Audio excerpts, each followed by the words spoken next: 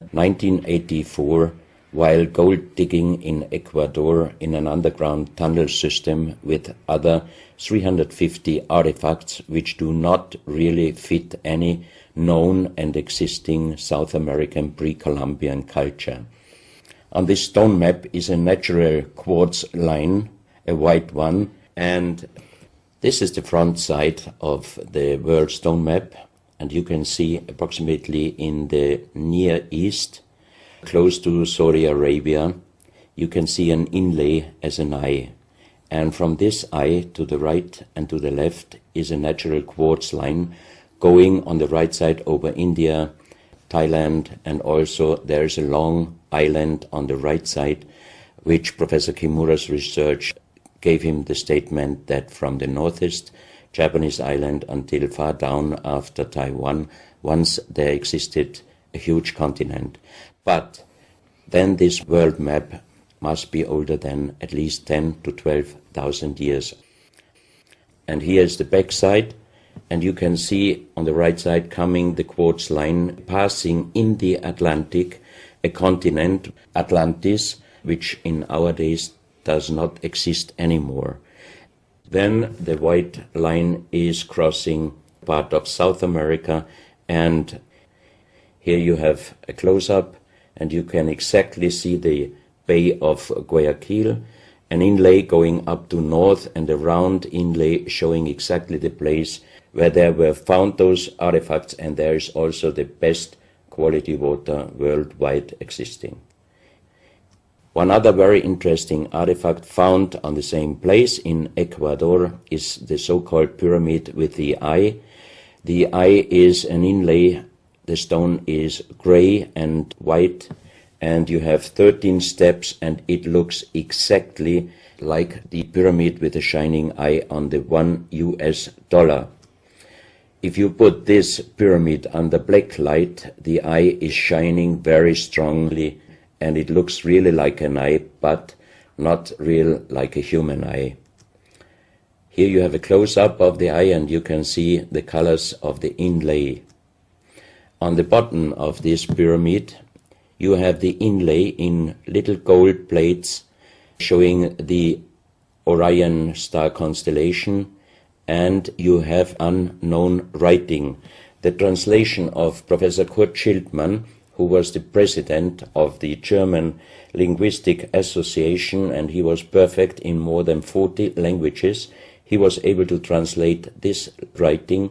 He called it pre-Sanskrit because it is older than the oldest writing. And the translation of these 4 letters you can see here, his translation is "the Son of the Creator comes." As we found the same writing on stones in certain countries like Ecuador, Colombia, Illinois, United States, Clausel, France, Malta in the Mediterranean, Turkmenistan, Australia, and in southern Calabria, Italy, just a few years ago. Always there are stones and ceramics, terracotta, with the same writing. That means this writing existed once worldwide, and that means there must have been a global civilization older than Sanskrit, older than 6,000 years. And Professor Schildmann also told me that this writing has a little similarity to the Indus writing and also to the Easter Island writing. And as he said, this is older than Sanskrit. He called this writing pre-Sanskrit. On this stone, you can see on the top the 2 eyes, and then you see the right hand holding the pyramid and putting the left hand on top of the pyramid. That means showing how to use this pyramid with the eye. On this stone you can see an encarving, sitting a man on a stone holding the pyramid exactly as it was shown on the artifact before. From his eyes are going rays out, and on the right side you see 2 bowed persons. On his head he has something like a small helmet, and from this helmet goes up like an antenna to a strange object over him. And here you have the photo of the discovered helmet. We could not yet make a metal research or checking what kind of metal was used, but you can see in the center of the helmet that something is missing, and that might have been this kind of antenna which was shown on the artifact before. Another very strange finding from the same place is one big jade cup and 12 little jade cups. As the 12 cups are man-made and each one is a little bit different in size, if you fill them up perfectly with water and you put the 12 cups of water inside the big cup is completely filled. The next strange thing is that you can see on the little cups numbers which are looking like the Mayan numbers, but if you compare them with the Mayan numbers, you find out that there are some little differences. And on the big cup you can see a perfect inlaid star constellation, also showing the Orion and other stars. And inside the big cup it is very, very magnetic, and outside the cup nearly nothing. Professional geologists are saying this is impossible because if a stone has metal particles inside the stone, it must be same magnetic from both sides. Here you have a close-up of the big cup and you can see a perfect inlay of star constellations, and they are shining very brightly if you put black light on it. Here you have some small cups that you can figure out more clearly the style of the numbers inlaid in a strange material also shining under black light. That's another piece, a jade plate with the same star constellation inlay like on the big cup, and two persons facing the sky, and on the next picture you can see that also the eyes of these two statues and the star constellation is shining very strongly under black light. This was once a hard-formed brown stone, changing the color in the center of the stone into black, which usually in nature does not happen. And you can see, if you look very close, you can see a face with closed eyes, with a mouth, the nose, a long beard and long hair. On the left side, the face and also the stone is broken. This is the reverse side of this stone. You can see a spiral and a triangle. The center of the triangle is very magnetic, also shining under black light. Here we have the backside of a cobra. The cobra never existed in South America, but this one was found at the same place. On this side of the cobra head you have 33 lines, inlines. So 33 is also a very mystical number since long time. And on the left side and right side you have 7 points inlaid, and maybe these are the chakras. Also this cobra head is shining brightly if you put black light on it. Another object here, you have a perfect worked dolphin head, and also this artifact is shining under black light.